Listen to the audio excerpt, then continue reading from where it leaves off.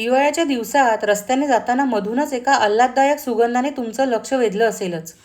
थोडंसं इकडे तिकडे बघितल्यानंतर हिरवट पांढऱ्या फुलांनी लगडलेलं झुडूप तुम्हाला दिसेल. त्याचं नाव आहे रातराणी. इंग्रजीत त्याला नाईट ब्लूमिंग जॅस्मिन असं म्हणतात. खरं तर हे झाड जॅस्मिन म्हणजेच मोगऱ्याच्या व्हेरायटीमधलं नाही आहे, पण त्याचा सुगंधच इतका दैवी असतो की त्याचं जॅस्मिन हे नाव पडलं आहे. रात्री उमलणारी आणि फक्त रात्रीच सुगंध पसरवणारी फुलं येत असल्यामुळे या झाडाचं नाव रातराणी पडलं आहे. लोक बरेचदा सप्तपर्णीच्या विशालकाय झाडाला चुकून रातराणी समजतात. नोव्हेंबर आणि वसंतात रातराणी फुलते. रातराणीबद्दल सगळ्यात मोठा गैरसमज म्हणजे रातराणी लावली की साप येतात. खरं तर मी कुठल्याही सुगंधी फुलाचा फोटो पोस्ट केला की त्याखाली लोक मला हा प्रश्न विचारतातच. सुगंधी झाडं फुलली की कीटक आकर्षित होतात. मग त्या कीटकांना खायला उंदीर आणि बेडूक येतात. मग त्यांना खायला साप अट्रॅक्ट होतात.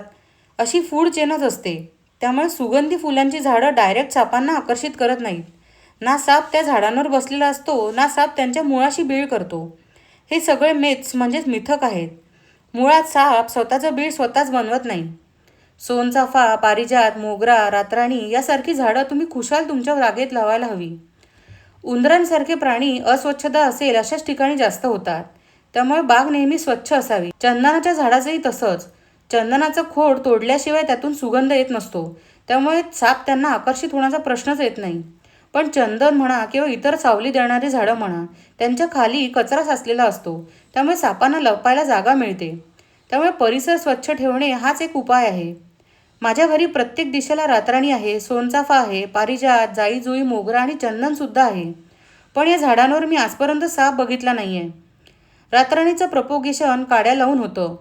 फुलं येऊन गेले की त्याची छटाई करायची. त्यामुळे त्याचं बूळ शेपमध्ये राहतं. रातराणीला फुलं येण्यासाठी त्याला उन्हात लावणं गरजेचं आहे. सावलीत त्याला अत्यंत कमी फुलं येतील आणि त्याची वाढही हळू होईल. रातराणीसारखंच आता पिवळ्या फुलांचं दिनका राजा नावाचं झाडसुद्धा आलं आहे. ते दिवसा उमलतं. रातराणीचं पॉलिनेशन हमिंगबर्ड मॉथ करतो, पण त्याला रेअरली फळं येतात. रातराणीची फळं ही पांढऱ्या रंगाची असतात.